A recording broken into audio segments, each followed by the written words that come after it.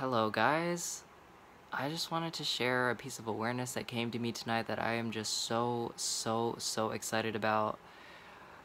You know, a lot of times these pieces of awareness come to me late at night, it's past midnight, and that's because when you spend time with yourself, especially in solitude, and you're really still, especially right before you go to sleep, or maybe when you take a walk and when you're in your happy place, that's when your vessel is the most open. That's when you're in the most receptive place to receive the divine messages that are meant for you in that moment. For me, you know, it's usually in meditation, or like I said, right before I'm going to bed, sometimes right before I wake up in the morning, when your mind is most quiet and that voice within speaks to you as opposed to the voice in your head.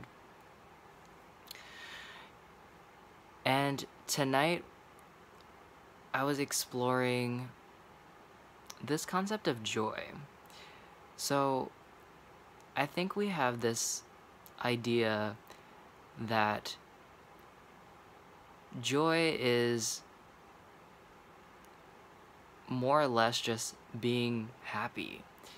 I think that people have this idea that when they, go to the grocery store and they see people with these bright smiling faces or big bright eyes, that they are just joyful people. When a lot of those times, beneath those expressions on their faces, there's a lot of hurt, there's a lot of pain that they are not addressing, either because they're afraid to address it or because they've been taught that they shouldn't address it,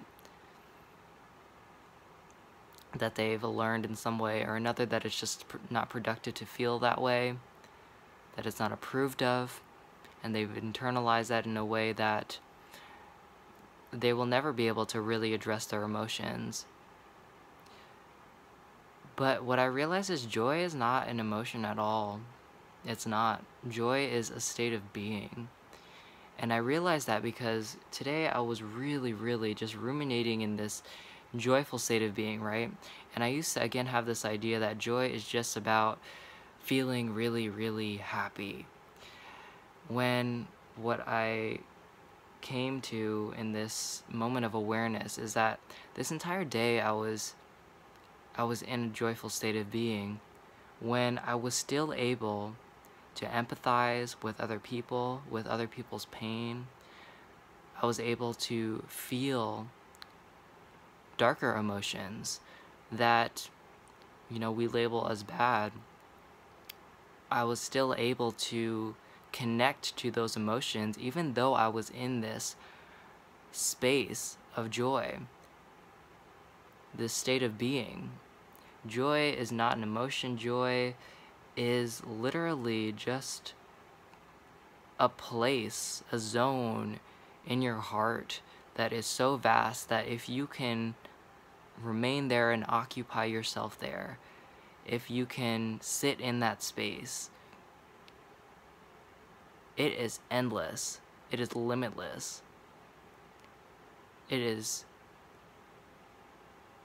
so freeing because it's not about maintaining one emotion. It's impossible to just be in one emotion. We're human beings. We have so many different emotions that we'll continue to feel on a day-to-day basis based on whatever experience we're having in that given moment, or whatever memory is coming up, or whatever thing is, on our mind. But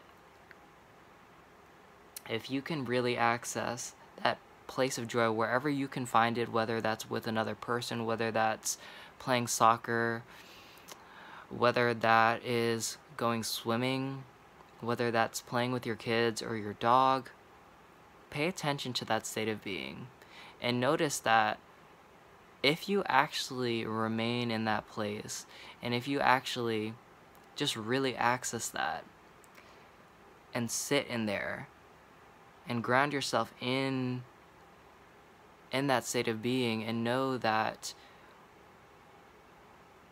when you're there, you have the capacity to feel anything that comes up.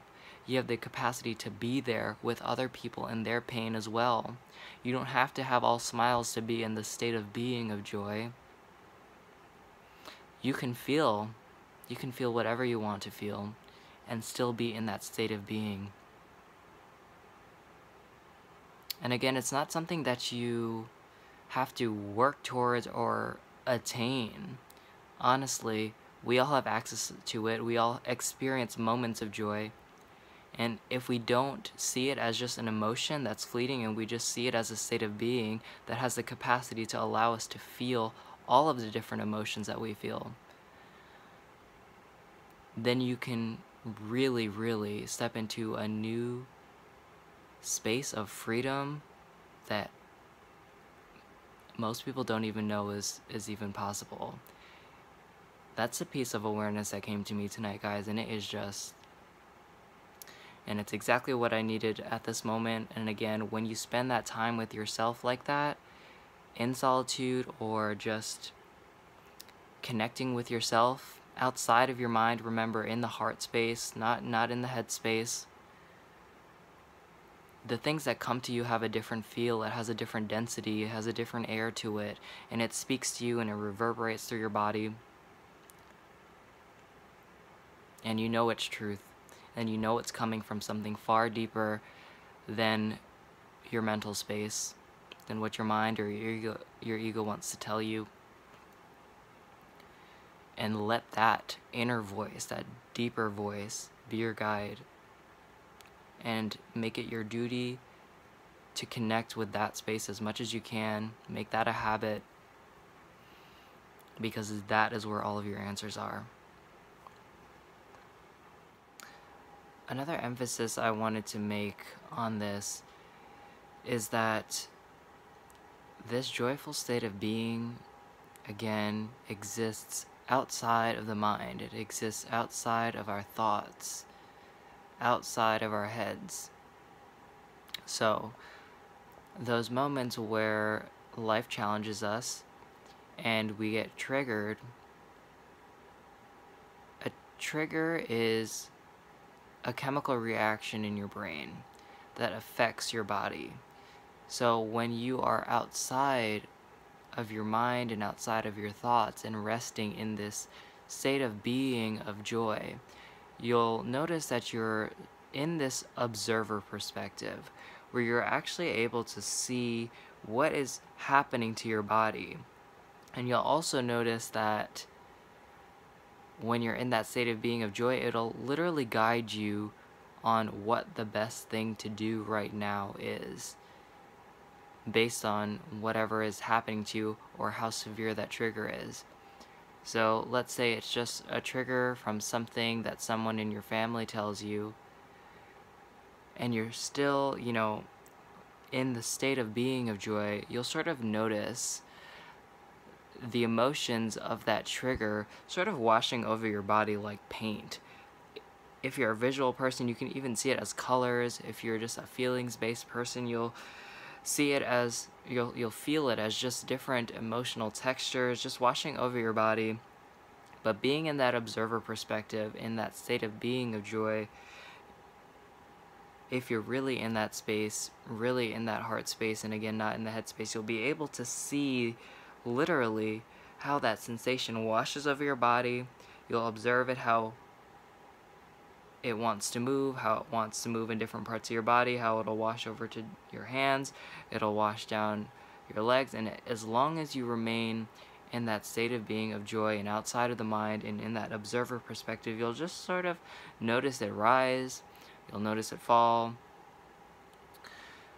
you'll notice it subside, and in that divine essence that is who you are, that is your divine self, the greatest you that you will ever know, that existed beyond this life and will exist far beyond this life, that observer perspective will guide you on exactly what to do. If it's severe enough, it'll guide you to lie down and take some deep breaths and just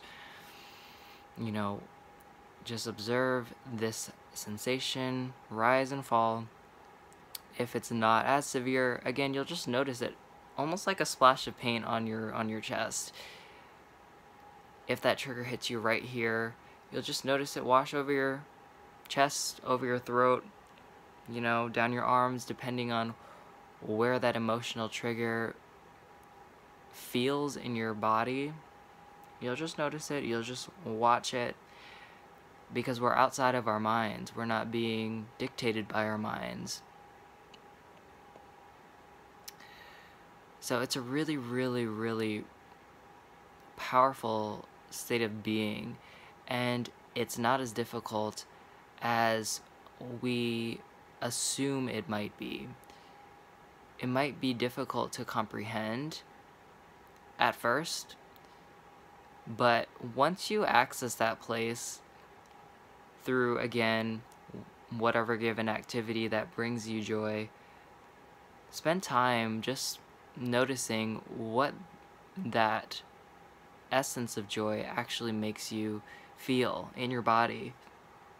Notice how you're outside of your thoughts, and see to what capacity you can commit to that state of being. Again, it's not an emotion, it's a state of being. That's what I wanted to share with you guys today.